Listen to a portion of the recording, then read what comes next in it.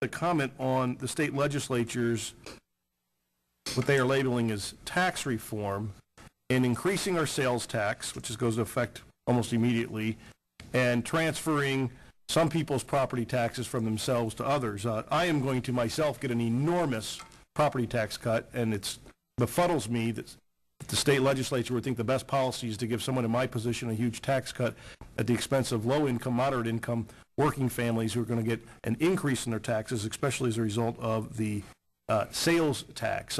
Very disappointing from both political parties, almost a complete void of any long-term discussion about what is best for the state of Indiana to compete in a global economy, to compete and attract and retain high-wage jobs.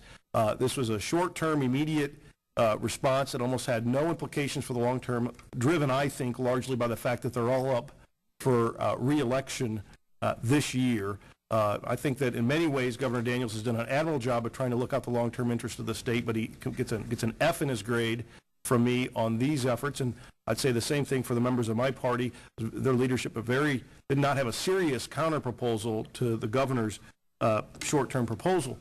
What happens when they pass the responsibilities, as they've had, to govern responsibly to local government, when they pass the requirement that we find the cuts to fund their boasts of having a balanced budget down at the State House and saving you all tax dollars, is they don't confront the individual who communicated with me this week saying we have to do something about this mortgage crisis and the flood of properties that are now going to be on the market in their neighborhood and other neighborhoods and aren't going to have any homeowners in them, and the challenges that's going to create for those neighborhoods, and wanting a government solution.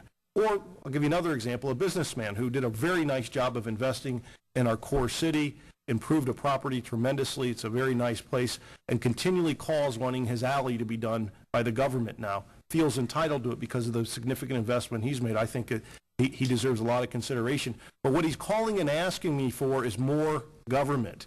And there's a disconnect between the claim out of the state representatives, particularly Governor Daniels, that he's protecting the taxpayers when he is saying, I'm going to give you a property tax cut, but he doesn't talk about the cut in the core services that each and every constituent I have regularly calls for and demands and requests. They don't ask for less of these core services, and that is what is at risk of getting reduced. They have done it in many areas of the state. They've already cut their public safety.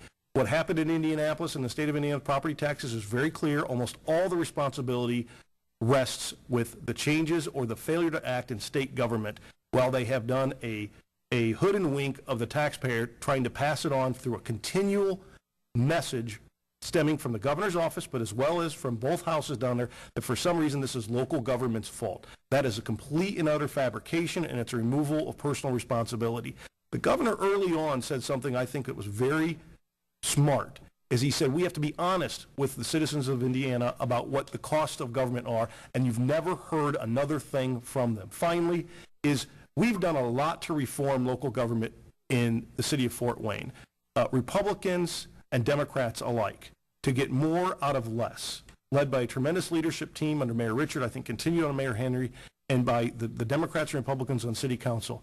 We have shown significant cost savings. We have pushed to try to deliver more with less, and we've got proven results. Why can't we see any of that out of state government instead of spending all their time in front of microphones telling people how they're protecting them while they're making local government cut their services and blaming someone other than themselves? Thank you.